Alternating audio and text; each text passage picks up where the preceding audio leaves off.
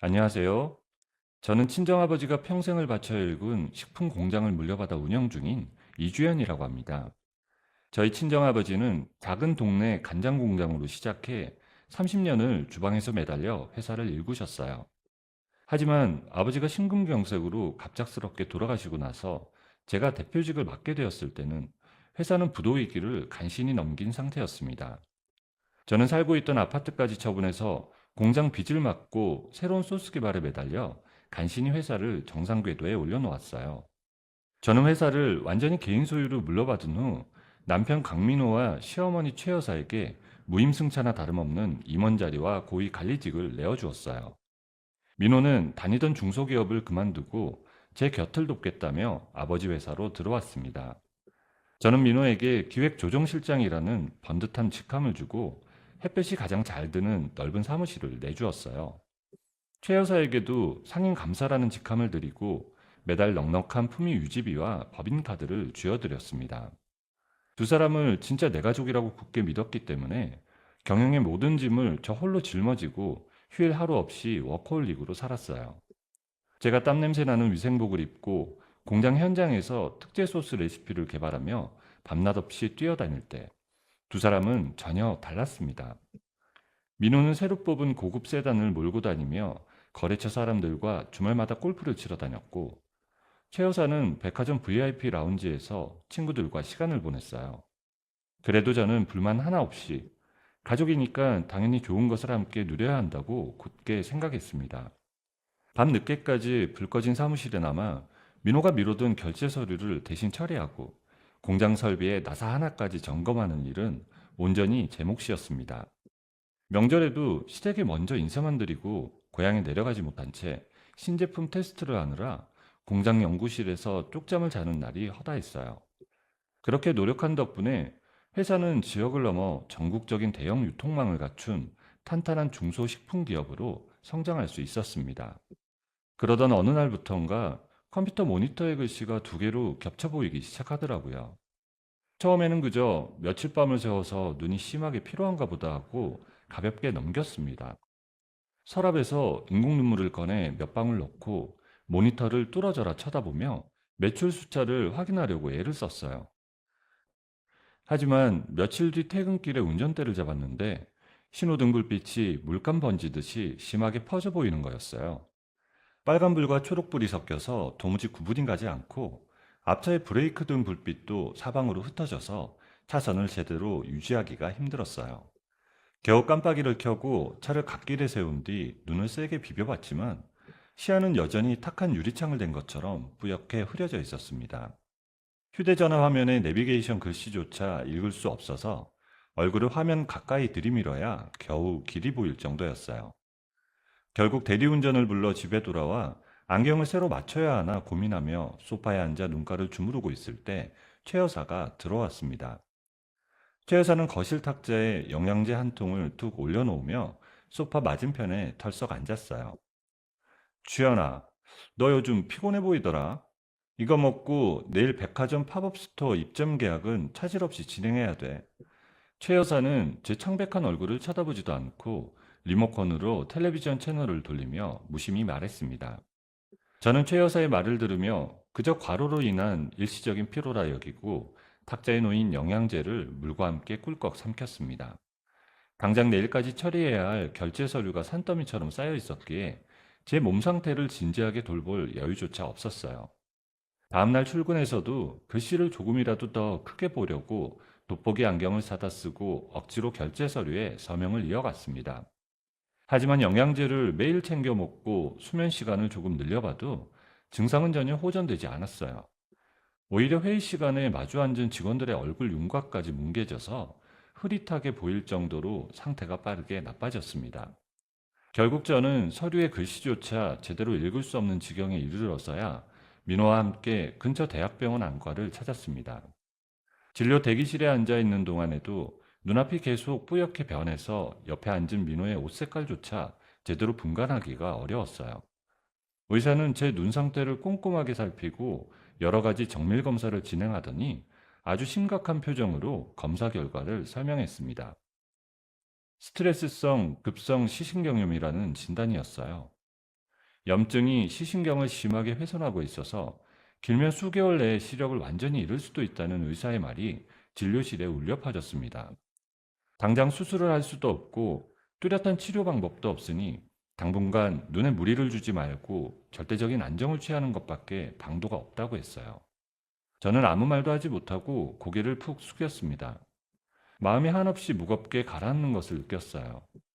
두 손으로 바지 무릎을 꽉 쥔 채로 한동안 의사 선생님의 책상 모서리만 멍하니 바라봤어요. 저는 자리에서 일어날 생각조차 하지 못하고 의사 선생님의 가운자락만 쳐다보고 있었습니다. 그런데 제 옆에 앉아있던 남편 민호의 반응은 제 예상과 전혀 달랐습니다. 민호는 제 어깨를 감싸거나 위로하는 대신 짜증 섞인 한숨을 푹 내쉬며 의자를 뒤로 거칠게 젖혔어요. 아, 진짜 하필 이 타이밍에. 주연아, 당장 내일 모레 잡힌 신제품 출시 일정이랑 대형마트 거래처 미팅은 어쩔 거야? 민호는 제 건강에 대한 걱정은 단 한마디도 하지 않고 오로지 당장의 회사 일정만 따져 물었어요. 의사 앞인데도 체면을 차리지 않고 손목시계를 들여다보며 신경질적으로 다리를 덜덜 떨었습니다. 저는 민호의 얼굴을 똑바로 쳐다보지 못하고 대답 대신 멍한 눈으로 진료실 벽면에 걸린 달력만 쳐다봤어요. 진료실을 나와 수납창고로 걸어가는 동안 민호는 부축은커녕 제 걸음걸이를 맞춰주지도 않고 성큼성큼 앞으로 걸어갔습니다. 저는 병원복도 의자에 털썩 주저앉은 채로 휴대전화를 꺼내 들고 시어머니 최 여사에게 전화를 걸었어요. 가장 가까이 봐야 할 휴대전화 화면조차 흐릿해서 떨리는 손으로 겨우 버튼을 꾹꾹 눌러 전화를 걸고 상황을 차분하게 전했습니다. 스트레스성 급성 시신경염이고 수개월 내에 시력을 완전히 잃을 수도 있다는 의사의 말을 그대로 옮겼어요. 하지만 수화기 너머로 들려온 최 여사의 첫마디는 며느리에 대한 걱정이나 안타까움이 전혀 아니었습니다. 아니, 젊은 애가 몸 관리를 어떻게 했길래 눈이 멀어? 당장 다음 달 홈쇼핑 방송 매출은 어쩌려고 이래?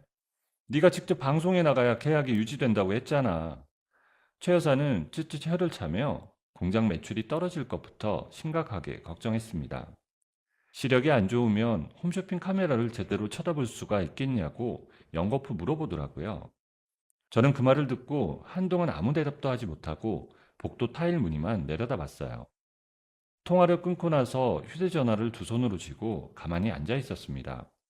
그래도 저는 두 사람이 회사의 갑작스러운 위기에 너무 당황해서 서툴게 반응하는 것뿐이라며 애써 스스로를 위로했어요. 10년 넘게 한 집에 밥을 먹고 아버지가 남겨주신 회사를 같이 일궈 온 가족인데 설마 저를 걱정하지 않을 리 없다고 굳게 믿고 있었죠. 주차장으로 걸어가며 민호차 조수석에 힘겹게 올라탔을 때 민호는 안전벨트를 매주기는커녕 거래처에 전화를 돌리느라 바빴습니다. 차창 밖으로 지나가는 풍경들이 흐릿하게 뭉개져 보였고 저는 창밖에 이마를 기댄 채 조용히 집으로 돌아왔습니다.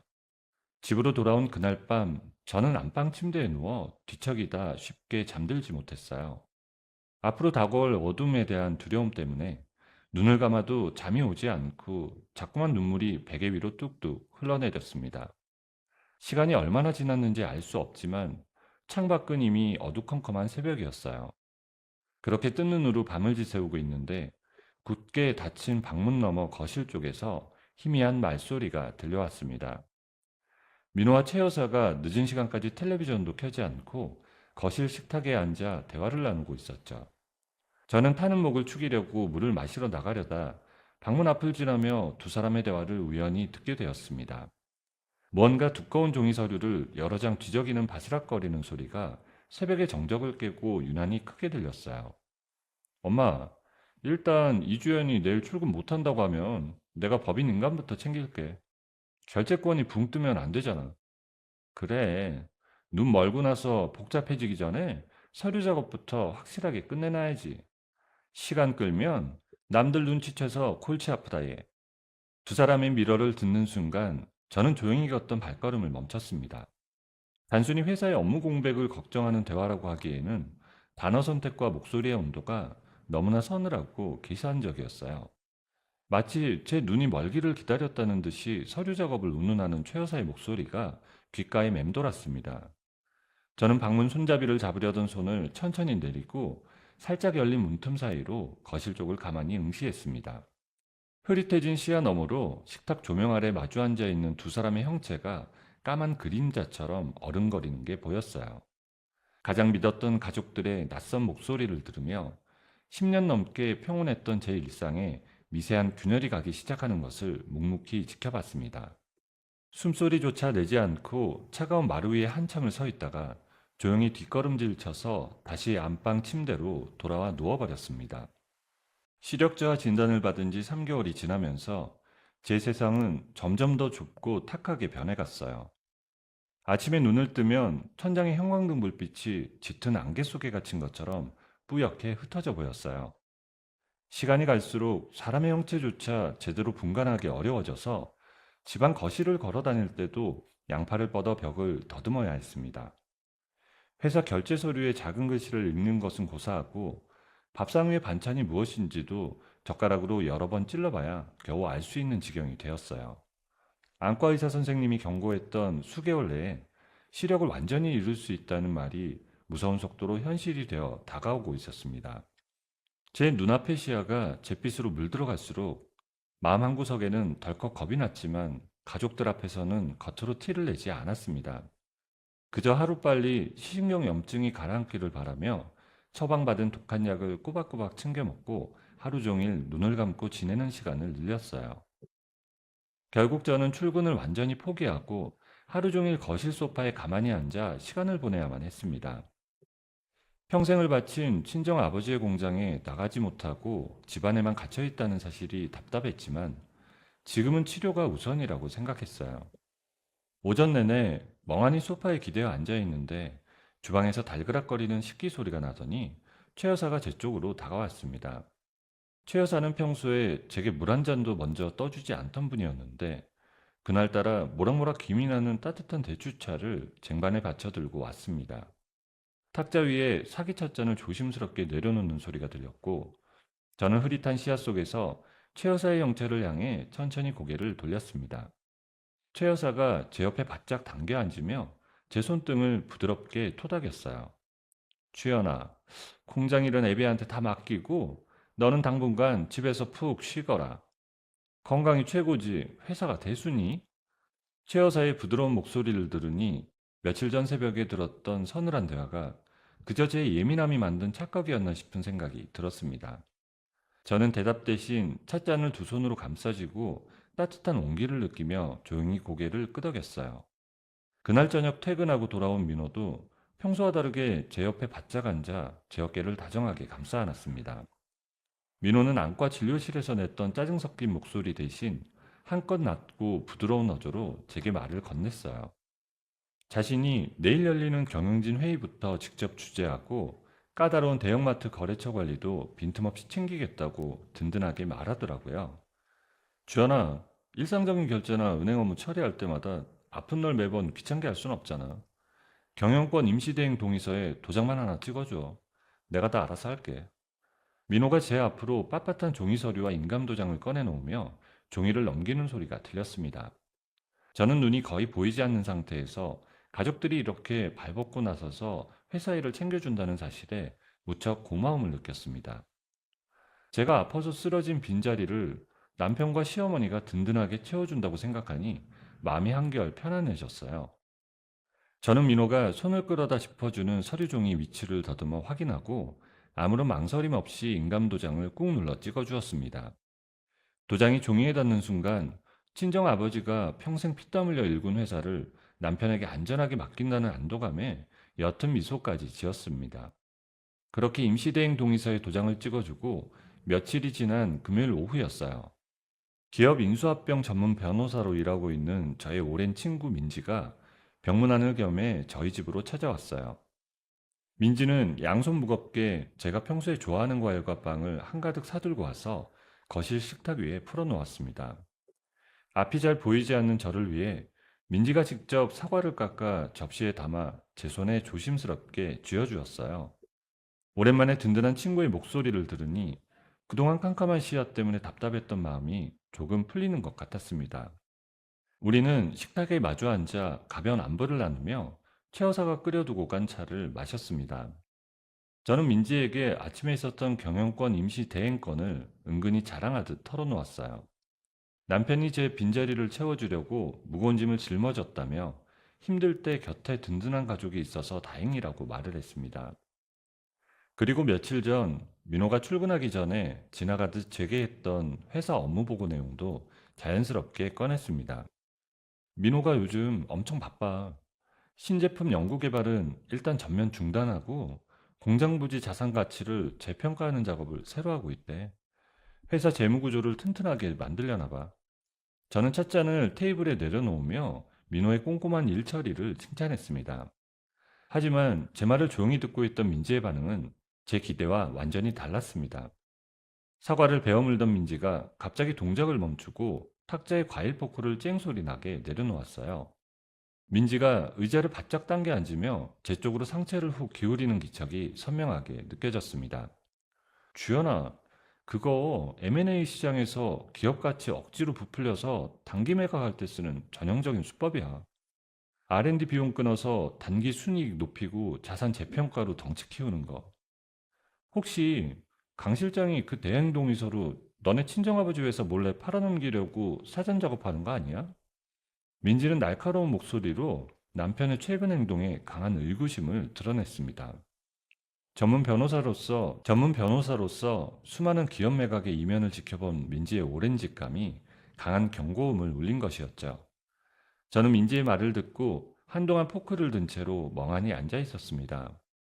하지만 이내 고개를 가로저으며 민지의 합리적인 의심을 지나친 변호사 직업병 정도로 가볍게 치부해버렸어요.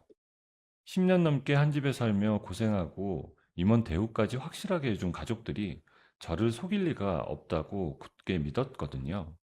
제가 밑바닥부터 피땀 흘려 키운 친정아버지 회사를 남편이 제 허락도 없이 마음대로 팔아넘긴다는 건 상상조차 할 수 없는 일이었어요.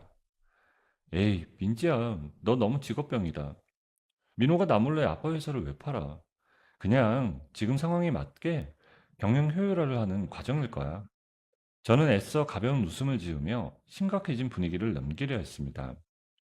민지는 제 완고한 태도에 답답하다는 듯 앞머리를 쓸어 넘기며 긴 한숨을 내쉬었어요. 자리에서 일어난 채비를 하던 민지가 가방을 챙기다 말고 제 손을 두 손으로 꽉 잡으며 마지막 당부를 남겼습니다. 내 말이 틀리면 다행인데 사람 일은 정말 모르는 거야. 만약의 사태를 대비해서 당분간 강 실장이랑 시어머니 재무적인 움직임 주의 깊게 살펴봐. 민지는 무거운 발걸음 소리를 내며 거실을 가로질러 현관문을 열고 돌아갔습니다. 민지가 떠난 후 집안에는 다시 텔레비전 소리 하나 없는 깊은 정적이 찾아왔어요. 저는 거실 소파에 홀로 앉아 민지가 남기고 간 서늘한 말들을 머릿속으로 조용히 곱씹어 보았습니다. 절대 그럴 리 없다고 친구 앞에서는 큰 소리 쳤지만 가슴 한구석에서 작은 파문이 일기 시작했습니다. 문득 아침에 경영권 임시대행 동의서에 인감도장을 찍어줄 때 민호의 목소리가 미세하게 떨리고 있었던 기억이 불현듯 떠올랐어요. 그리고 며칠 전 새벽 안방문 너머로 최 여사와 민호가 은밀하게 속삭이던 대화의 파편들이 다시금 제 귓가를 맴돌기 시작했습니다. 눈이 멀고 나서 복잡해지기 전에 서류 작업부터 확실하게 끝내놓자던 최 여사의 목소리가 자꾸만 뇌리를 스쳤습니다.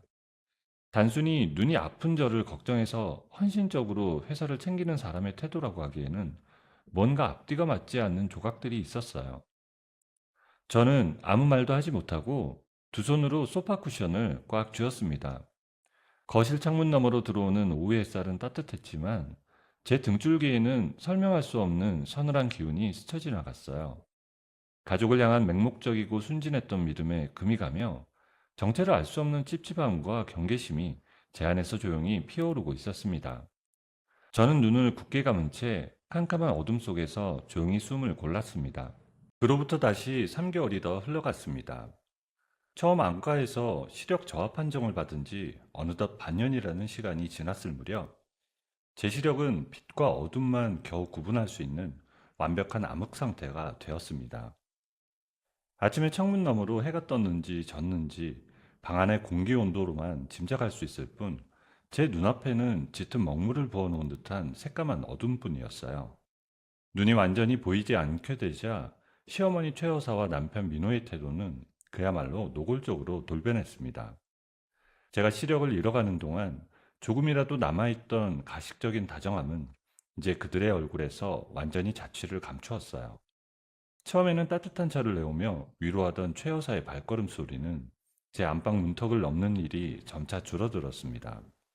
제가 방 안에서 더듬거리며 혼자 깨어 있어도 거실에서 텔레비전을 보는 두 사람의 편안한 웃음소리만 크게 들려올 뿐이었어요.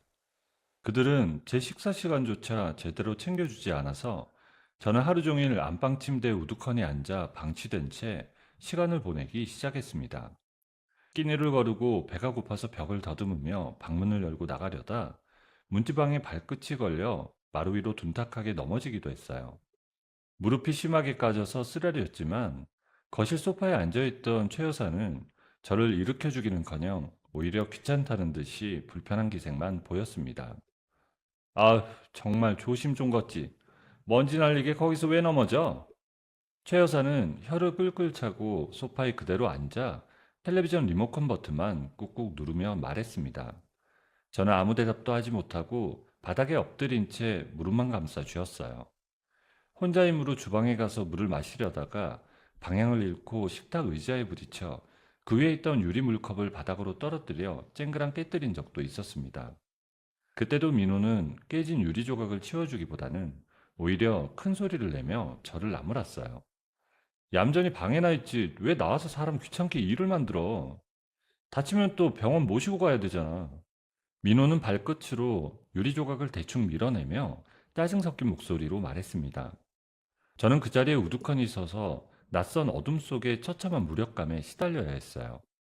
방밖 거실에서 들려오는 가족들의 텔레비전 시청 소리와 과일 깎아 먹으며 나누는 잡담 소리에 철저한 고립감을 느꼈습니다.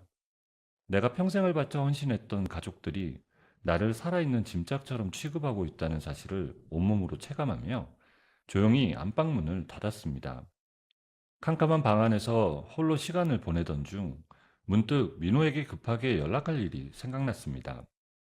친정아버지 제사 관련해서 절에 보내야 할 공양비 이체 문제로 급히 상의할 일이 있었기 때문이었어요. 제대로 보이지 않는 휴대전화 화면을 더듬거리며 시각장애인용 음성 읽어주기 기능을 간신히 켰습니다. 설정 버튼을 찾아 누를 때마다 기계적인 여자 목소리가 화면의 글씨를 소리내어 읽어주었어요. 그러다 마침 거실 식탁 위에 놓여있던 민호의 공용 태블릿 기기와 제 휴대전화 계정이 예전부터 연동되어 있었다는 사실이 머릿속에 떠올랐습니다. 과거에 회사 주요 일정을 공유하고 문서를 함께 보려고 연동해 두었던 그 계정이 아직 끊어지지 않고 그대로 남아 있었던 거죠. 저는 차가운 벽을 더듬으며 방을 나와 거실 식탁 위를 양손으로 쓸어 민호의 태블릿 기기를 찾아 손에 쥐었습니다.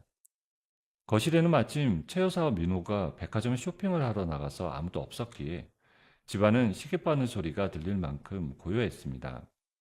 저는 다시 안방으로 태블릿을 들고 와서 침대에 걸터 앉은 뒤 조심스럽게 전원 버튼을 누르고 음성 지원 기능을 켰습니다. 화면을 손가락으로 가볍게 쓸어내리자 태블릿의 알림창에 쌓여있던 내용들이 무미건조한 톤으로 낭독되기 시작했어요. 단순한 광고 메시지와 뉴스 알림을 지나 인공지능 음성이 민호의 이메일 수신 내역을 읽어 내려갈 때였어요. 저도 모르게 숨을 멈추고 태블릿의 스피커 쪽으로 귀를 바짝 가져다 댔습니다. 제목 확인 요망. M&A 김 브로커. 이주연 대표 건강상 이유로 인한 영구 대표직 사임 및 지분 전량 양도 계약서 초안 첨부. 내일 대기업 S그룹과 최종 합병 계약 서명 진행 예정. 무미건조한 톤으로 흘러나오는 그 문장들을 듣는 순간 저는 숨을 들이마신 채 꼼짝도 할 수 없었습니다. 석 달 전 민호가 제게 일상적인 결제만 필요하다며 내밀었던 경영권 임시대행 동의서가 번쩍 떠올랐거든요. 친구 민지가 병문안을 와서 남편의 행동이 이상하다고 날카롭게 경고했던 순간도 머릿속을 스쳐 지나갔습니다. 그들은 제가 눈이 보이지 않아 서류의 글씨를 스스로 확인할 수 없다는 점을 철저하게 악용했던 거예요. 제가 굳게 믿고 찍어준 그 도장을 이용해 단순 대행 동의서를 영구 대표직 사임과 지분 전량 양도라는 끔찍한 서류로 교묘하게 위조해 놓았습니다. 당장 내일 대기업과 최종 합병 계약을 맺고 회사를 통째로 넘긴다는 사실이 방금 들은 이메일 안에 고스란히 담겨 있었어요. 친정아버지가 평생을 바친 피 같은 회사를 제가 눈이 먼 틈을 타 몰래 팔아넘기고 막대한 매각 대금을 독식하려 한다는 진실을 마주했습니다. 저는 호흡이 가빠지고 손끝이 차갑게 식어가는 것을 느끼며 침대 가장자리를 두 손으로 꽉 부여잡았습니다. 배신감에 몸을 떨며 당장이라도 거실로 나가 돌아오는 그들의 멱살을 쥐고 따져 묻고 싶었어요. 하지만 앞이 전혀 보이지 않는 완벽한 맹인의 상태인 제가 섣불리 움직였다가는 오히려 역효과가 날 것이 뻔했습니다.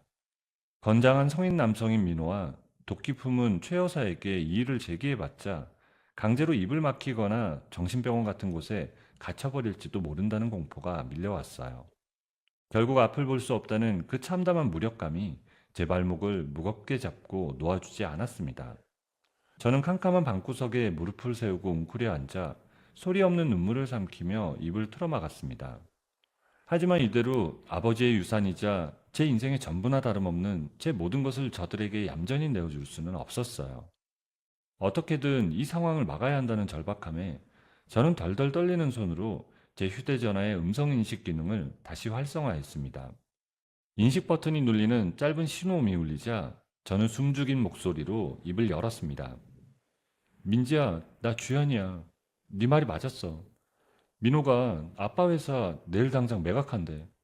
내 도장으로 서류 다 위조했어. 제발 이 상황 좀 막아줘. 저는 민지에게 현재 상황과 남편의 태블릿에서 발견한 이메일 내용을 빠짐없이 알리며 간절한 구조 요청 메시지를 녹음했습니다. 혹시라도 현관문이 열리고 그들이 들이닥칠까봐 이불을 머리끝까지 뒤집어 쓴 채 아주 작은 목소리로 메시지를 전송했어요. 그리고 전송 완료를 알리는 진동을 느끼며 휴대전화를 두 손으로 꽉 쥐고 침대 구석에 몸을 기댔습니다. 답장이 언제 올지 알 수 없는 막막한 어둠 속이었지만 저는 방 밖의 기척에 귀를 기울이며 조용히 숨을 골랐습니다. 완전한 암흑에 갇힌 채 지옥 같은 시간을 보낸 지 2달째 되던 날 아침이었어요. 늘 그렇듯 눈을 뜨고도 아무것도 보이지 않는 막막함 속에서 하루를 시작하려던 참이었습니다. 베개에서 머리를 떼고 무심코 천장 쪽으로 고개를 돌려 천천히 눈을 깜빡였어요. 그런데 평소처럼 새까만 어둠만 가득해야 할 제 눈앞에 희미한 회색빛이 스며들기 시작하더라고요. 처음에는 방금 잠에서 깨어나 헛것을 보는 줄 알고 두 손으로 눈가를 세게 비볐습니다. 하지만 눈을 천천히 떴을 때 방 천장에 발라둔 꽃무늬 벽지의 윤곽이 흐릿하게나마 제 시야에 들어왔어요. 시간이 지날수록 눈앞에 낀 짙은 안개가 서서히 걷히듯 방 안 사물의 형태가 뚜렷해지기 시작했습니다. 협탁 위에 놓인 탁상시계의 숫자도 똑똑히 보이고 벽에 걸린 친정아버지의 낡은 사진 액자 테두리도 선명하게 눈에 들어왔습니다. 의사 선생님이 말했던 스트레스성 시신경 마비 증상이 긴 휴식과 심리적 변화 끝에 마침내 기적적으로 회복되고 있음을 직감했습니다. 2달 만에 다시 빛을 찾았고 세상의 색깔을 볼 수 있다는 사실이 도무지 믿기지 않았어요. 저는 이불을 두 손으로 꽉 쥔 채 침대 위에 가만히 앉아 한동안 방안을 이리저리 둘러보았습니다. 너무 기쁜 마음에 당장이라도 거실로 달려가 민호와 최 여사에게 이 기적 같은 사실을 알리고 싶었어요. 침대에서 내려와 맨발로 방문을 향해 다가가 문 손잡이를 단단히 움켜쥐었습니다. 하지만 방문을 활짝 열어젖히기 직전 틈새로 새어들어오던 바깥의 풍경을 보고 저는 그 자리에 우뚝 멈춰설 수밖에 없었습니다. 살짝 열린 문틈 사이로 거실 한가운데 서 있는 남편 민호와 시어머니 최 여사의 모습이 너무나 또렷하게 보였기 때문입니다. 두 사람은 커다란 검은색 쓰레기 봉투를 벌려놓고 무언가를 마구 집어 던지고 있었어요. 자세히 보니 제가 공장 현장에서 밤을 새우며 적어두었던 소중한 업무 다이어리들과 친정아버지가 직접 손으로 쓴 낡은 레시피 노트였습니다. 민호는 헌책을 버리듯 다이어리를 신경질적으로 반으로 찢어 쓰레기 봉투에 거칠게 쑤셔 넣었어요. 최 여사 역시 제 책상 위에 있던 업무용 결제 서류 뭉치를 바닥에 흩뿌리며 발로 대충 밀어 모으고 있었어요. 그들은 제가 아직 잠들어 있거나 방 안에서 귀를 막고 있다고 생각하는 듯 행동에 전혀 겁침이 없었습니다. 쓰레기 봉투를 단단히 묶던 최 여사가 이마에 땀을 닦아내며 콧노래까지 가볍게 흥얼거리는 모습이 제 시야에 똑똑히 들어왔어요. 최 여사가 바닥에 흩어진 종이 쪼가리를 마저 주워 담으며 민호를 향해 목소리를 높였습니다. 이것만 대충 치우고 이 짐짝 같은 며느리는 강원도 산골 요양원에 며칠 던져두고 오자. 오늘 오후에 계약서에 도장만 딱 찍으면 우리 모자 남은 인생은 호강하며 사는 거다. 민호는 최 여사의 말에 크게 고개를 끄덕이며 입꼬리를 길게 올려 비릿한 웃음을 지어 보였습니다. 엄마 말대로 오늘 이 사회만 잘 넘기면 싹 다 끝이야. 이주연 집은 대충 챙겨서 트렁크에 던져놔. 저를 쓸모없는 짐짝 취급하며 오늘 당장 외진 곳에 버려두고 와서 자신들만의 세상을 열겠다는 적나라한 대화가 거실을 채웠습니다. 그 순간 시력이 돌아왔다는 안도감과 벅찬 기쁨은 순식간에 차갑게 식어버렸고 머릿속이 얼음물을 뒤집어 쓴 듯 아주 맑아졌어요. 저는 문고리를 잡고 있던 손을 천천히 떼어내고 숨소리 하나 내지 않은 채 한 걸음 뒤로 물러섰습니다. 당장 문을 열고 나가 그들의 뺨을 치고 쓰레기 봉투를 뒤엎어버리고 싶은 충동을 간신히 삼켰어요. 만약 지금 제가 앞을 볼 수 있다는 사실을 저들에게 들키게 되면 상황 걷잡을 수 없이 불리하게 흘러갈 것이 뻔했습니다. 민호와 최 여사는 오늘 오후로 예정된 대기업과의 매각 이사회를 강행하기 위해 무슨 짓이든 할 사람들이었어요. 계약을 방해하지 못하도록 제 휴대전화를 강제로 빼앗고 저를 집안에 가두거나 물리적인 폭력까지 행사할 수 있다고 냉정하게 판단했습니다. 제가 직접 제 발로 걸어나가 본사 대회의실 문을 열고 판을 뒤집으려면 지금 당장은 철저하게 저들을 속여 넘겨야만 했습니다. 마음을 단단히 다잡은 저는 침대 밑에 굴러다니던 시각 장애인용 하얀 지팡이를 집어들었어요. 방문 앞 거울에 서서 눈동자의 초점을 완전히 풀고 텅 빈 허공을 응시하는 연습을 몇 번이고 반복했습니다.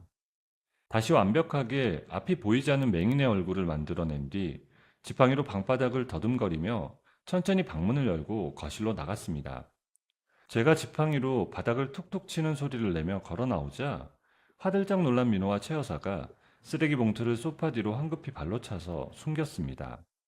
두 사람은 방금 전까지 지었던 탐욕스러운 미소를 재빨리 지우고 아주 부자연스럽고 과장된 목소리로 제게 다가왔어요. 최 여사가 제 팔짱을 억지로 꽉 끼며 등을 과장되게 쓸어내렸습니다. 아휴, 우리 며느리 이제 일어났어? 매일 깜깜한 집안에만 갇혀 있어서 얼마나 답답해. 오늘 날씨도 좋은데 맑은 공기 마시며 며칠 푹 쉬고 오자. 민호도 제 손에서 지팡이를 빼앗아 벽에 세워두며 반대편 팔을 단단히 부축했습니다. 주연아, 내가 공장 일은 알아서 다 챙길 테니까 엄마랑 같이 강원도 후미진 펜션으로 요양여행이나 다녀오자. 공기 맑고 사람 없는 조용한 곳으로 내가 다 예약해뒀어. 그들의 과장된 친절 뒤에 숨겨진 추악한 속셈을 이미 두 눈으로 똑똑히 확인한 상태였습니다. 오늘 열릴 최종 매각 계약 자리에 친정아버지의 딸이자 회사의 진짜 주인인 제가 나타나지 못하게 산골짜기에 완벽히 격리하려는 수작이었어요. 저는 그들의 얕고 비열한 계획을 속으로 비웃으며 오히려 이 요양여행이라는 기회를 이용해 그들의 뒤통수를 치기로 마음먹었습니다. 의심을 조금이라도 피하기 위해 저는 일부러 기운 빠진 목소리를 내며 그들의 제안에 속아 넘어간 척 순순히 고개를 끄덕였어요. 고마워 민호야. 어머님도 신경 써주셔서 정말 감사해요. 제가 얼른 들어가 짐 챙길게요. 제가 순순히 여행 제안에 동의하자 민호와 최 여사는 안도하는 듯 서로 눈빛을 교환하며 소리 없이 입술을 삐죽거리며 웃었습니다. 저는 고개를 푹 숙인 채 시선을 아래로 깔고 다시 안방으로 돌아와 더듬거리며 여행 가방의 지퍼를 열었습니다. 최 여사가 제 뒤를 따라 들어와 제 옷가지들을 가방 안에 마구 쑤셔 넣으며 짐 싸는 것을 돕는 척했습니다. 저는 초점 없는 눈빛을 그대로 유지하며 제 눈을 완벽하게 속이고 있다고 착각하는 최 여사의 가증스러운 표정을 묵묵히 관찰했어요. 최 여사는 저를 위하는 척 다정한 말을 입 밖으로 내뱉으면서도 시계만 계속 힐끔거리며 아주 짜증스러운 얼굴을 하고 있었습니다. 겉으로는 아무것도 보이지 않고 아무 힘도 없는 불쌍한 맹인 며느리의 탈을 쓴 채 저는 옷을 개어 넣는 신용을 했어요. 가방에 짐이 채워지는 동안 저는 머릿속으로 아버지의 피땀이 서린 회사를 지키기 위한 반격의 시나리오를 빠르게 계산했습니다. 저들의 오만하고 멍청한 매각 계획을 합법적인 테두리 안에서 완벽하게 박살낼 방법들을 머릿속으로 하나씩 맞춰나갔어요. 여행 가방을 다 챙기고 거실로 다시 나선 저는 현관 앞에 놓인 제 구두의 위치를 정확히 알고 있으면서도 일부러 허공에 헛발질을 하며 더듬거렸습니다. 민호가 제 구두를 발밑에 밀어주며 제 어깨를 문 밖으로 잡아 끌었어요. 저는 민호의 손길에 얌전히 이끌려 집 밖으로 나서며 차갑고 단단하게 반격의 칼을 갈았습니다. 아파트 지하 주차장으로 내려가기 위해 엘리베이터 앞에 섰을 때였어요. 저는 민호의 팔을 꽉 붙잡고 갑자기 배가 너무 아파서 1층 로비 화장실에 꼭 들러야겠다고 말했어요. 여행을 가려면 차를 오래 타야 하는데 도저히 이 상태로는 그냥 출발할 수 없을 것 같다며 잔뜩 찌푸린 얼굴로 앓는 소리를 냈습니다. 아, 진짜 짐도 많은데 출발하기 전부터 사람 번거롭게 만드네. 빨리 다녀와. 여기서 기다릴 테니까 넘어지지 말고 벽 잘 짚고 가. 민호는 손목시계를 쳐다보며 짜증스러운 숨을 크게 내쉬고는 제 등을 화장실 쪽으로 거칠게 떠밀었습니다. 저는 초점 없는 눈빛을 연기하며 하얀 지팡이로 바닥을 여기저기 더듬으며 아주 느리고 조심스러운 걸음으로 여자 화장실 안으로 걸어 들어갔습니다. 세면대를 지나 가장 안쪽에 있는 칸으로 들어가 문을 단단히 걸어 잠그고 변기 뚜껑 위에 조용히 앉았습니다. 화장실 밖에서 아무런 발소리나 기척이 들리지 않는 것을 꼼꼼하게 확인한 저는 주머니에서 휴대전화를 재빨리 꺼내 들었습니다. 그 짧은 틈을 타서 친구 민지에게 조용히 전화를 걸어 반격에 필요한 정보들을 본격적으로 취합하기 시작했어요. 신호음이 두 번째 울리기도 전에 민지가 아주 다급하고 날카로운 목소리로 전화를 받았습니다. 민지야, 나 주연이야. 민호랑 시어머니 눈 피해서 지금 1층 화장실에 잠깐 들어왔어. 네가 확인한 매각 계약서 내용 정확하게 좀 말해줘. 주연아, 내가 M&A 업계 네트워크 총 동원해서 S그룹 쪽 합병 계약서 초안 완전히 다 입수했어. 강 실장이랑 시어머니가 진짜 간이 배 밖으로 나왔더라. 내가 생각했던 대로 친정아버지 공장 경영권 통째로 넘기는 조건이 맞아? 경영권만 넘기는 수준이 아니야. 네가 공장 현장에서 밤새워가며 개발한 핵심 특제 소스 레시피 소유권까지 전부 회사 자산으로 묶어버렸어. 그것까지 통째로 S그룹에 넘기는 조건으로 수십억 매각 대금을 챙기려는 속셈이야. 기업 인수합병 전문 변호사인 민지의 말은 한치의 오차도 없이 명확하고 구체적이었습니다. 친정아버지가 30년 넘게 피땀으로 유지해온 거래처 명단부터 제가 청춘을 바쳐 만든 특허 기술까지 싹 다 남의 손에 넘어갈 위기였어요. 남편이 대기업과 맺으려는 계약의 실체가 단순히 회사의 껍데기만 파는 것이 아니라 제 알맹이까지 모조리 팔아치우려는 것임을 정확히 파악해냈습니다. 저는 민지의 설명을 들으며 매각 계약의 핵심 전제 조건이 창업주에 따른 제 경영권 포기와 주요 레시피 양도라는 조항으로 명시되어 있다는 점을 재확인했어요. 제 눈이 멀어가는 속도보다 그들이 제 등 뒤에서 제 목을 조를 칼을 가는 속도가 훨씬 빨랐다는 사실에 기가 막혀 헛웃음이 나왔습니다. 하지만 저는 감정적으로 분노에 휩싸이는 대신 이 판을 완전히 뒤집을 아주 중요한 사실 하나를 머릿속에서 떠올렸어요. 민지야, 민호가 내 도장을 찍어간 서류는 단순히 일상적인 은행 결제나 서류 처리를 위한 경영권 임시대행 동의서일 뿐이야. 내 말이 바로 그거야. 그딴 엉성한 위임장 쪼가리 하나로는 내 개인 명의로 등록된 레시피 특허권까지 강제로 포기시킬 법적 효력이 턱없이 부족해. 맞아. 내 특제 소스 레시피는 법인 소유가 아니라 완전히 내 개인 이름으로 특허 등록이 되어 있잖아. 내 친필 서명과 직접 떼어간 인감증명서 없이는 절대 못 팔아.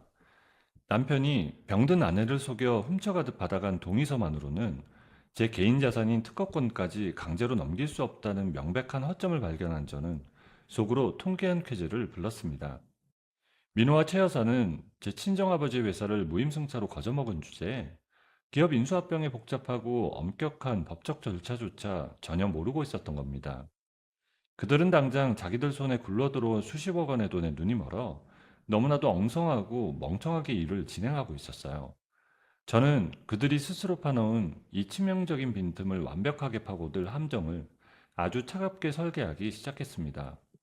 화장실 칸에서 몸을 일으킨 저는 벽에 기대어 서서 민지에게 구체적인 반격의 시간과 장소를 지시했어요. 민지야, 오늘 오후 2시야. 남편이랑 시어머니가 대기업 임원들 불러놓고 우리 본사 대회의실에서 최종 매각 도장 찍기로 한 시간이.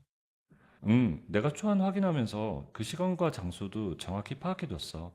내가 어떻게 움직일까? 오후 2시에 맞춰서 우리 회사 이사회 임원들 전원 대회의실로 한 명도 빠짐없이 은밀하게 소집해줘. 긴급 경영 현안이 있다고 핑계를 대서라도 무조건 다 앉혀놔야 돼. 알았어. 내가 법무이사 권한으로 비서실 통해서 임원들 싹 다 대회의실로 집합시킬게. 저는 민지의 든든한 대답을 들으며 제가 챙겨야 할 가장 중요한 무기들을 테이블 위에 미리 세팅해달라고 연이어 부탁했습니다. 그리고 내가 개발한 소스의 특허권이 온전히 이주연 개인 명의로 되어 있다는 법적 증명서 원본 꼭 챙겨줘. 추가로 민호가 기획조정실장 권한을 남용해서 나 몰래 매각을 주도하고 서류를 위조한 정황 자료들도 싹 다 프린트해줘. 그 서류들 임원들 숫자대로 복사해서 대회의실 테이블 위에 빠짐없이 준비해둬야 해. 걱정 마. 변호사인 내가 법적으로 빠져나갈 구멍 하나 없이 완벽하게 세팅해 놓을 테니까. 너는 저 인간들한테 절대 들키지 말고 시간 맞춰서 조심히 올라와. 민지와의 통화를 끝내고 휴대전화를 점퍼주머니에 깊숙이 찔러 넣었습니다. 화장실 칸 밖으로 나와 세면대 거울 앞에 서서 찬물로 손을 씻으며 거울 속에 비친 제 얼굴을 가만히 응시했어요. 차가운 물방울이 손등에 닿는 감각을 느끼며 제 안에 들끓던 배신감과 슬픔을 차갑게 식혀냈습니다. 불과 몇 시간 전까지 눈이 보이지 않는다는 무력감에 빠져 캄캄한 만방에 갇혀 눈물만 흘리던 나약한 피해자의 모습은 이제 완전히 사라졌습니다. 친정아버지의 소중한 유산을 지켜낼 진정한 주인이자 적들을 향해 차가운 칼날을 들이미는 냉철한 승부사로서의 제 본 모습이 거울 속에서 생생하게 깨어났어요. 흐트러진 옷매무새를 단정하게 가다듬고 다시 초점 없는 텅 빈 눈빛을 장착한 뒤 화장실 문을 열고 로비로 걸어 나갔습니다. 제가 하얀 지팡이를 더듬거리며 주차장 쪽으로 다가가자 차 옆에서 팔짱을 끼고 기다리고 있던 최 여사와 민호가 제 쪽으로 다가왔습니다. 최 여사는 저를 보자마자 조수석 문을 열며 제 손바닥 위에 하얗고 둥근 알약 하나를 쓱 올려놓았습니다. 주연아, 강원도까지 가려면 길이 꼬불꼬불해서 어지러울 거야. 어미가 특별히 독한 멀미약으로 챙겨왔으니까 차 타기 전에 얼른 입에 털어넣거라. 저는 손바닥에 닿는 그 알약이 멀미약이 아니라 저를 깊은 잠에 빠뜨리기 위한 강력한 수면 유도제라는 것을 단번에 알아차렸습니다. 하지만 저는 전혀 모르는 척 순순히 고개를 끄덕이며 알약을 입안으로 쑥 집어넣는 신용을 했습니다. 알약 겉면의 쓴맛이 혀끝에 맴돌았지만 혀를 굴려 알약을 삼키지 않고 어금니 안쪽 볼 벽에 깊숙이 머금은 채 물을 마시는 척 꿀꺽 소리만 크게 냈습니다. 제가 약을 먹은 것을 소리로 확인한 두 사람은 안심했다는 듯 뒤로 돌아 차 트렁크에 제 짐가방을 싣기 시작했습니다. 민호가 트렁크 문을 덜컥 열고 최 여사가 무거운 가방을 들어 올리느라 두 사람의 시선이 완전히 다른 곳을 향한 찰나였습니다. 저는 주머니에서 미리 준비해둔 하얀 손수건을 재빨리 꺼내 입을 가리고 입안에 머금고 있던 수면 유도제를 소리 없이 뱉어냈습니다. 약이 묻은 손수건을 둥글게 말아 다시 주머니 깊숙한 곳에 밀어놓고 입가를 소매로 닦아내는 척 완벽하게 연기를 이어갔어요. 짐을 다시 잇고 트렁크 문을 쾅 닫은 민호가 콧노래를 부르며 제게 다가와 뒷좌석 문을 열어주었습니다. 주연아, 약 기운 돌면 졸릴 테니까 뒷자리에 편하게 기대서 푹 자. 내가 운전 아주 부드럽게 할게. 저는 아무 말도 하지 않고 고개만 작게 끄덕이며 묵묵히 남편의 차 뒷좌석에 몸을 실었습니다. 차 문이 닫히고 엔진의 시동이 걸리는 묵직한 진동을 느끼며 저는 가죽 시트에 등과 머리를 깊숙이 파묻었습니다. 이제 제게 남은 것은 저들의 얄팍하고 추악한 계획이 완벽하게 성공했다고 믿게 만들어 가장 높은 곳에서 비참하게 추락하게 만드는 일뿐이었습니다. 차는 복잡한 시내를 빠져나가 강원도를 향해 탁 트인 고속도로 위로 진입했습니다. 저는 수면 유도제가 섞인 멀미약 기운에 완전히 취해 골아 떨어진 척 연기를 하며 뒷좌석 시트에 머리를 깊숙이 기댔어요.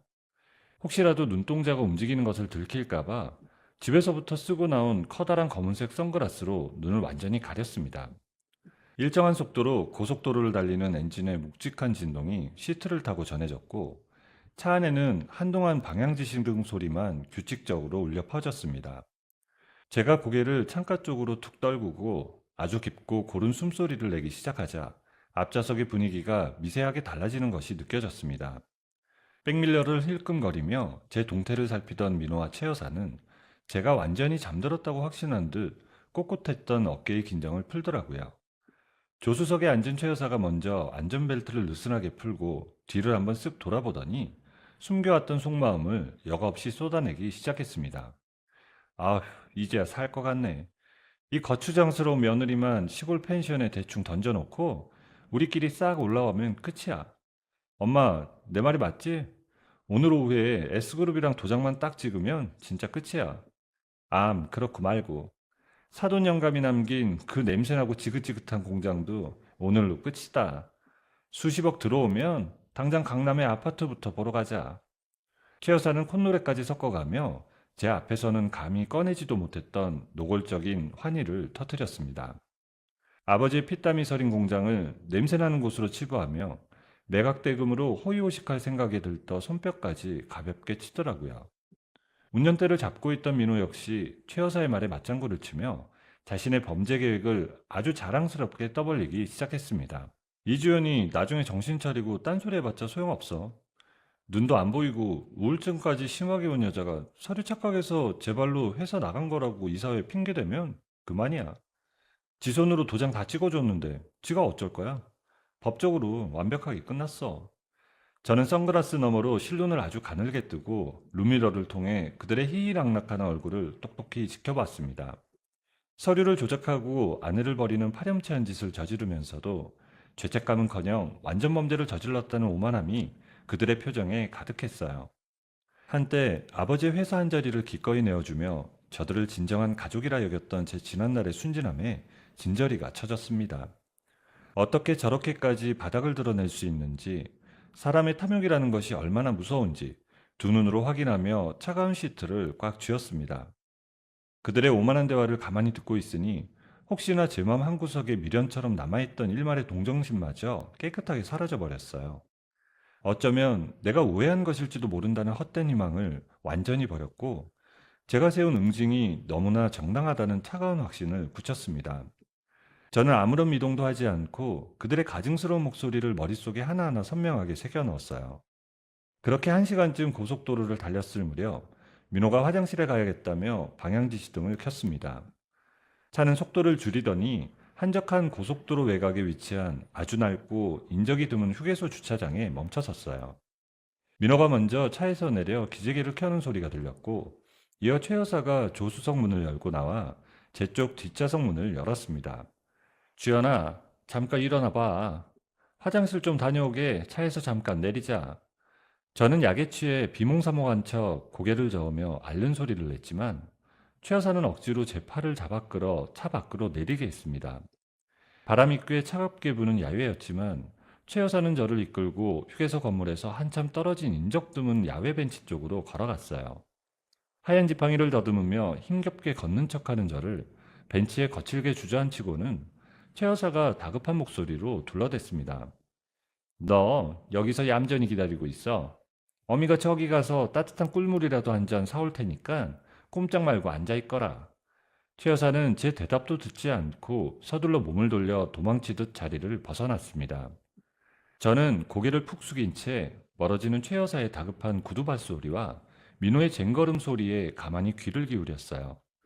타닥타닥 멀어지던 발소리가 완전히 끊기고 잠시 후 차문이 쾅 닫히는 소리가 멀리서 들려왔습니다.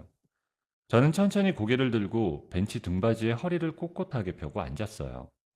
얼굴을 반쯤 가리고 있던 커다란 선글라스를 벗어 주머니에 넣고 완전히 맑아진 시야로 넓은 휴게소 주차장을 똑바로 응시했습니다. 주차장 저 멀리서 민호의 차가 요란한 괴금을 내며 휴게소 출구를 향해 급가속을 하는 광경이 선명하게 펼쳐졌습니다. 그들의 차는 강원도 방향이 아니라 톨게이트를 빠져나와 다시 서울 방향 상행선으로 차선을 꺾어 도주하듯 멀어졌습니다.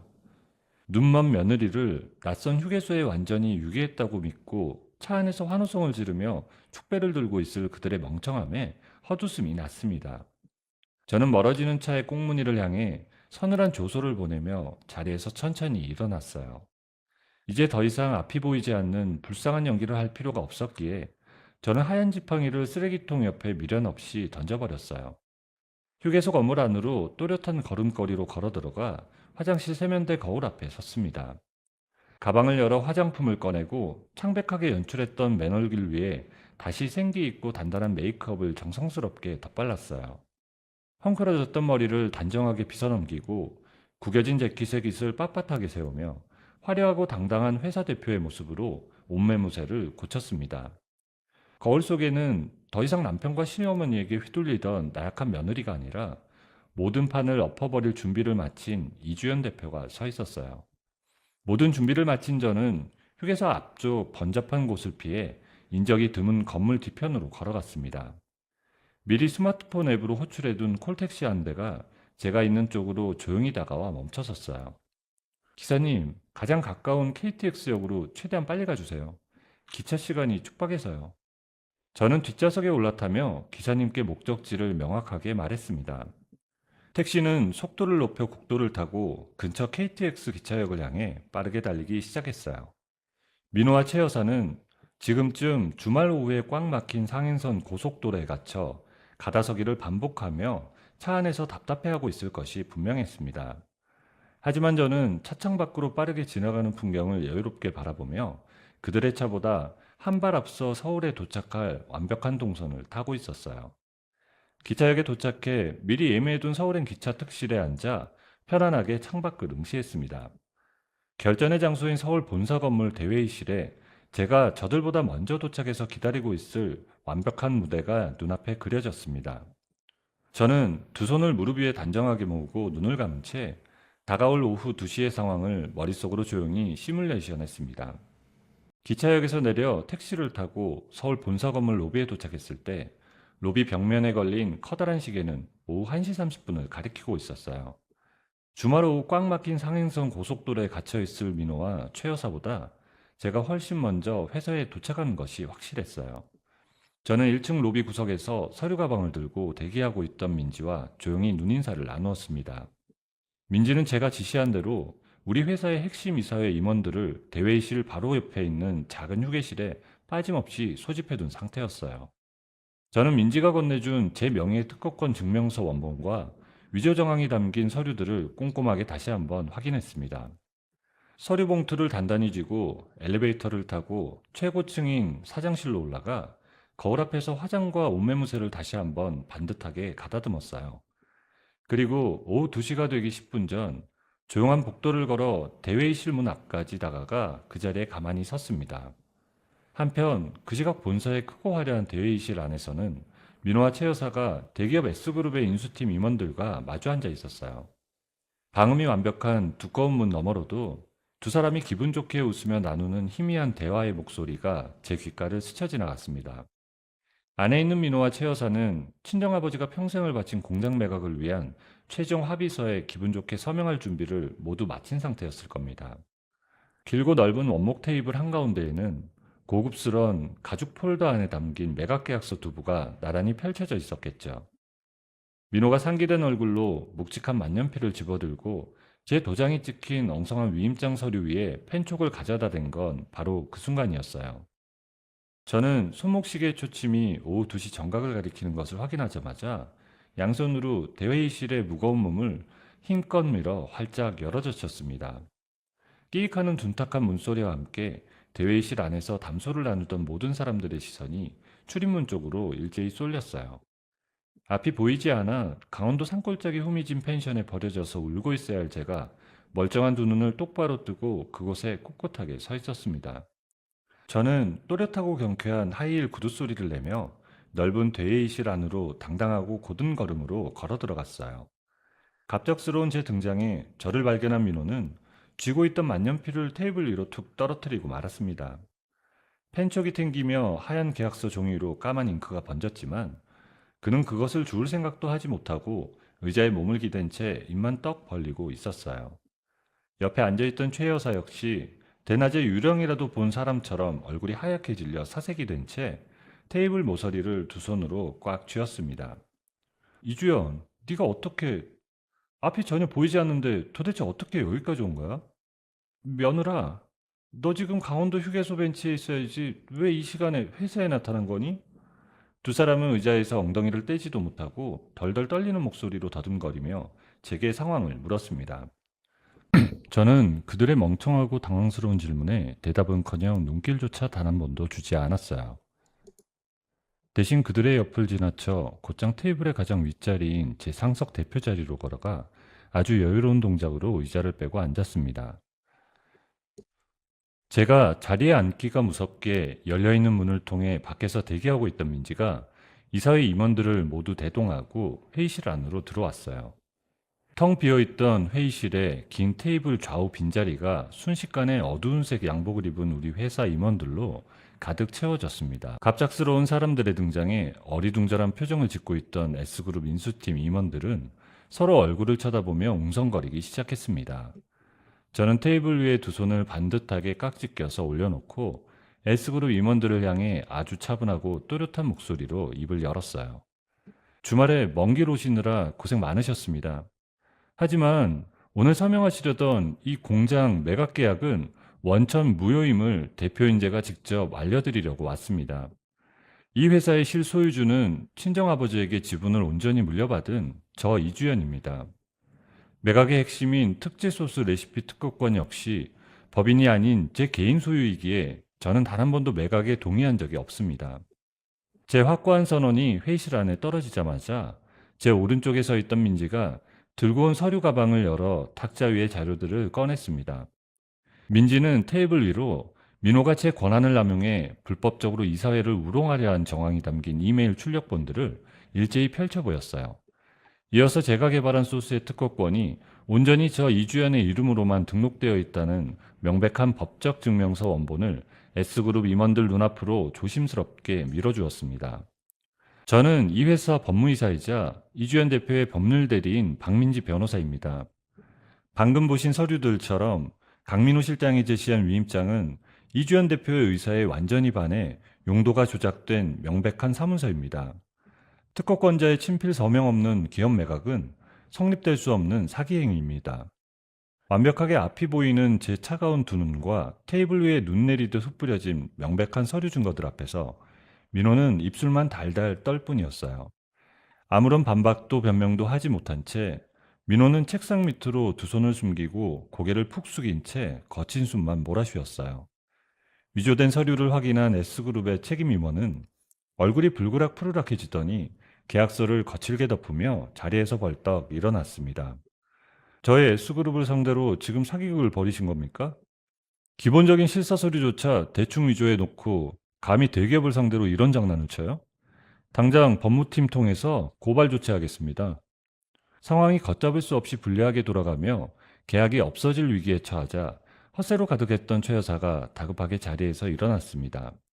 최 여사는 테이블을 돌아나가 화를 내는 인수팀 임원의 팔뚝을 두 손으로 다급하게 꽉 붙잡았어요. 아닙니다, 임원님. 이건 다 우리 가족들끼리 대화가 부족해서 생긴 사소한 오해예요. 우리 며느리가 지금 몸이 많이 아파서 예민해서 그러는 거니까 제가 방에 데려가서 잘 타일러서 다시 도장 찍게 할 테니 제발 조금만 기다려.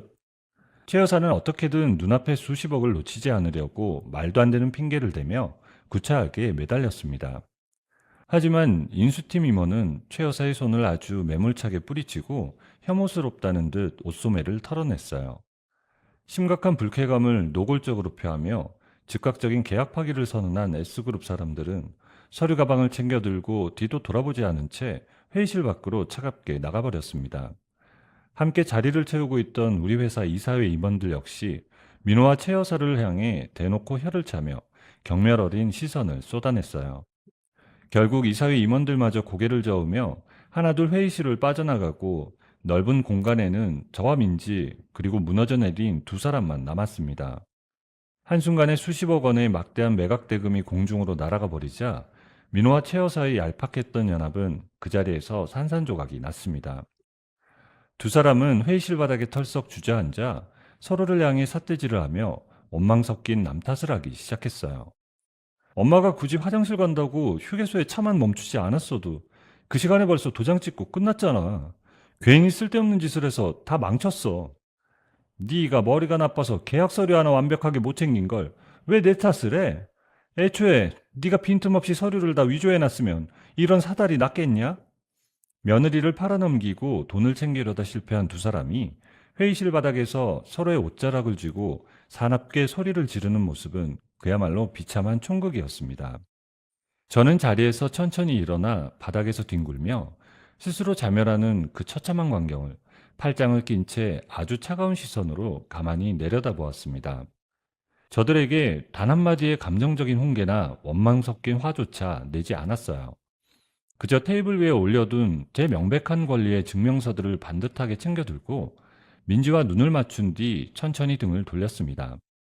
바닥에서 허우적거리는 그들을 회의실 안에 그대로 남겨둔 채 저는 또박또박 구두소리를 내며 그곳을 빠져나왔어요. 대회의실에서의 사건이 폭풍처럼 지나가고 한 달이라는 시간이 아주 빠르게 흘렀습니다. 저는 사건 직후 곧바로 민지에게 법률 대리인을 맡겨 남편 민호와의 이혼 절차를 아주 단호하고 신속하게 밟아나갔어요. 민호가 기획조정실장이라는 직위를 이용해 친정아버지의 회사를 임의로 대기업에 매각하려고 시도했던 행동들을 명확히 짚어냈습니다. 그의 독단적인 경영권 남용과 회사에 끼칠 뻔한 수십억 원의 중대한 손실 위험을 이혼의 주된 사유로 이혼소장 서류에 빼곡하게 적어 넣었어요. 민호는 처음 법원에서 날아온 이혼 서류를 받아들고는 제게 전화를 걸어 절대로 도장을 찍지 않겠다며 억지를 부렸습니다. 저를 찾아와 무릎을 꿇고 제 바지자락을 붙잡으며 한 번만 용서해달라고 구차하게 매달리기까지 했습니다. 하지만 제가 민호가 위조한 서류 원본들과 회사 돈을 횡령해 골프를 치러 다닌 정황이 담긴 증거들을 경찰에 넘기겠다고 단호하게 서류를 밀어붙였습니다. 경찰서에 가기 싫으면 당장 합의서에 서명하라는 제 말에 그는 결국 덜덜 떨리는 손으로 이혼 합의서에 도장을 찍을 수밖에 없었어요. 그렇게 저는 저를 기만하고 제 눈을 속였던 민호를 제 인생의 테두리 밖으로 완벽하게 도려냈습니다. 동시에 회사 내에서도 두 사람의 흔적을 아주 깨끗하게 지워내는 작업을 진행했습니다. 이사회를 다시 정식으로 소집해서 제 친정아버지 회사에 기생하며 호의호식하던 최 여사와 민호를 안건에 올렸습니다. 이사회 임원들의 만장일치로 두 사람을 모든 직위에서 즉각 해임하는 안건을 통과시켰어요. 두 사람은 그날 오후 보안요원들의 감시 아래 낡은 종이박스 하나에 개인 집만 대충 챙겨서 회사 정문을 쫓겨나듯 걸어 나가야만 했습니다.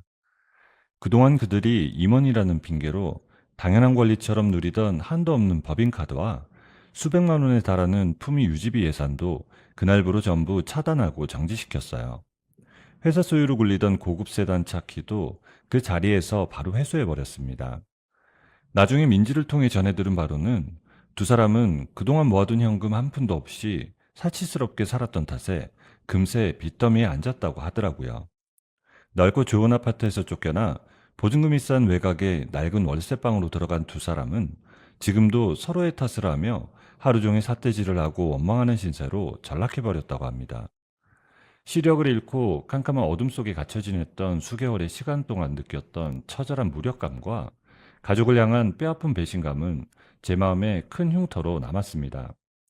가끔 서류를 보다가도 그때 앞이 보이지 않아 방바닥을 기어다니던 서늘했던 공기가 떠올라 거친 숨을 내쉴 때가 있어요. 하지만 역설적이게도 그 지독했던 암흑 덕분에 저는 제 삶에 조용히 퍼져가던 진짜 골문 부분들을 아주 투명하게 들여다보고 과감하게 도려낼 수 있었습니다. 앞이 보이지 않았기에 오히려 저를 둘러싼 사람들의 진짜 목소리와 뱀처럼 숨겨진 탐욕을 아무런 방해물 없이 선명하게 들을 수 있었던 것이죠. 지금 저는 아무런 흔들림 없이 친정아버지가 남기신 회사의 대표 자리에 꼿꼿하게 앉아 일상을 단단하게 이어가고 있습니다. 가장 힘들고 외로웠던 암흑의 순간에 제 눈과 귀가 되어 저를 맹목적으로 믿고 지지해준 민지를 회사의 법무이사로 정식 승진시켰어요.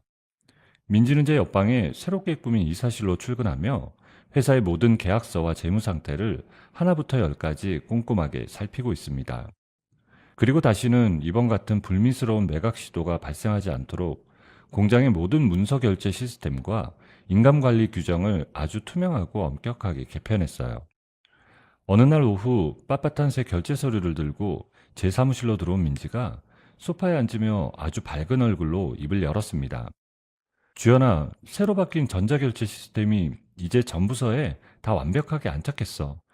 이제 강 실장 같은 기생충들이 서류 한 장 마음대로 빼돌리거나 조작할 수 없을 거야. 다 네가 꼼꼼하게 신경 써준 덕분이야, 민지야. 네가 내 옆방에서 서류들 다 철저하게 이중으로 확인해 주니까 내가 요즘 두 다리 뻗고 자. 당연한 소리를 하고 그래. 너 이제 예전처럼 회사에서 쪽잠 자면서 일하지 말고 네 몸부터 확실하게 챙겨. 안과 정기검진 예약 날짜 잊지 말고 꼭 시간 맞춰서 가고. 알았어. 나 이번 주말에는 서류 안 싸들고 가고 집에서 무조건 쉴 생각이야. 나도 이제 퇴근하고 내 시간을 좀 가지려고. 민지는 제 대답에 완전히 안심한 듯 활짝 웃으며 테이블 위에 놓인 찻잔을 들어 올렸습니다. 민지의 조언대로 저는 예전처럼 미련하게 주말 출근을 고집하며 회사의 모든 것을 바치던 워커홀릭 버릇을 완전히 버렸습니다. 퇴근 시간이 되면 가장 먼저 사무실 컴퓨터 전원을 끄고 책상을 정리한 뒤 가벼운 운동화로 갈아 신었어요. 회사 문을 나서면 곧장 집으로 가지 않고 저녁 무렵 신선한 강바람이 부는 한강공원을 조용히 걷고 있습니다. 강변을 따라 천천히 산책하면서 주변 사람들의 활기찬 모습을 제 맑아진 두 눈에 아주 가득 담습니다. 자전거 페달을 밟으며 지나가는 사람들, 돗자리를 펴고 벤치에 앉아 크게 웃는 가족들의 평범한 풍경을 또렷한 시야로 바라보며 걷다 보면 저는 비로소 남을 위한 일방적인 헌신이나 희생이 아니라 오롯이 저 이주연을 위한 단단하고 건강한 일상을 조금씩 되찾아가고 있습니다. 가끔 늦은 밤 집 서재에 홀로 앉아 스탠드 불빛 아래에서 내일 있을 회의 문서를 넘기다 보면 문득 과거의 기억이 스쳐 지나가곤 합니다. 눈앞이 짙은 안개처럼 뿌옇게 흐려지며 혼자 웅크려 앉아 소리내지 못하고 숨죽여 울던 그 캄캄했던 절망의 시간이 마치 다른 사람의 일이나 거짓말처럼 아득하게 느껴질 때가 있습니다. 책상 서랍 깊숙한 곳에 기념품처럼 넣어둔 하얀 지팡이를 가끔 꺼내어 손끝으로 쓸어볼 때면 그때의 끔찍했던 감각이 되살아납니다. 하지만 저는 그 고통스러웠던 암흑의 시간이 저를 완전히 벼랑 끝으로 밀어내 무너뜨린 위기가 아니었다고 굳게 생각합니다. 오히려 제 옆에서 다정한 미소를 짓고 있던 가짜 가족의 두꺼운 껍데기를 남김없이 벗겨내준 너무나도 고마운 시간이기도 했어요. 만약 그 시력저하라는 시련을 겪지 않았다면 저는 아마 평생을 민호와 최 여사의 끝없는 탐욕에 속아 넘어가며 살았을지도 모릅니다. 결과적으로 그 시간은 친정아버지의 소중한 유산인 이 회사와 저 스스로의 온전한 삶을 그들의 손아귀에서 완벽하게 지켜내게 만든 가장 값진 전환점이 되었습니다. 세상에는 타인의 순수한 헌신과 믿음을 당연하게 이용해 자신의 얄팍한 탐욕을 채우려는 이들이 분명히 존재합니다. 하지만 진실은 결코 눈을 감지 않고 아주 결정적이고 치명적인 순간에 그들의 추악한 민낯을 세상 밖으로 비추기 마련입니다. 스스로 똑똑하다고 믿으며 저를 버렸던 민호와 최 여사가 결국 자기들이 쳐놓은 덫에 걸려 빈털터리가 되어 바닥으로 굴러떨어진 것처럼 말이에요. 오늘 아침 출근하자마자 제 책상 위에는 영업팀장이 결제판에 가지런히 끼워둔 아주 반가운 보고서 한 장이 놓여 있었습니다. 제가 시력을 잃어가는 고통 속에서도 눈을 비벼가며 끝까지 포기하지 않고 배합 비율을 맞췄던 그 새로 출시한 특제 소스에 관한 서류였어요. 그 소스가 출시 일주일 만에 전국 대형마트 매장에서 전량 완판되었다는 내용이 아주 큼지막한 글씨로 적혀 있었습니다. 보고서에 찍힌 긍정적인 매출 숫자를 손가락으로 가만히 짚어보며 저는 혼자서 아주 환하고 홀가분한 미소를 지었습니다. 창밖으로 쏟아지는 눈부신 아침 햇살을 듬뿍 받으며 저는 사장실의 푹신한 가죽 의자에 깊숙이 기대어 앉았어요. 따뜻한 모닝커피를 한 모금 마시며 하늘을 맑은 두 눈으로 똑바로 바라보았어요. 결국 사람은 자기가 뿌린 대로 거두게 된다는 옛말이 한 채의 오차도 없이 제 삶에 들어맞음을 다시 한번 깊이 새깁니다. 가장 믿었던 가족에게 버림받았던 캄캄한 어둠 속의 시간이 오히려 내 삶의 진짜 소중한 것들을 지켜내는 가장 빛나는 전환점이 되었다는 주인공의 사연이 참 많은 생각을 하게 만듭니다. 살다 보면 때로는 내가 베푼 호의와 헌신이 비수처럼 날아와 가슴에 꽂히는 억울하고 기막힌 순간들이 있죠. 하지만 주인공의 말처럼 세상의 진실은 결코 눈을 감지 않고 결국 사람은 자신이 뿌린 대로 거두게 마련인 것 같아요. 지금 당장 눈앞이 캄캄하고 막막한 터널을 지나고 계신 분이 있다면 통쾌하게 판을 뒤집은 오늘의 이야기가 작은 위로와 희망이 되었기를 바랍니다. 뼈아픈 상처를 딛고 일어나 오롯이 자신을 위한 단단한 일상을 살아가시는 주인공의 앞날을 진심으로 응원합니다. 여러분, 오늘의 이야기를 어디서 듣고 계신가요? 구독 버튼을 눌러주시고 댓글에 남겨주시면 감사한 마음으로 인사드리겠습니다. 감사합니다.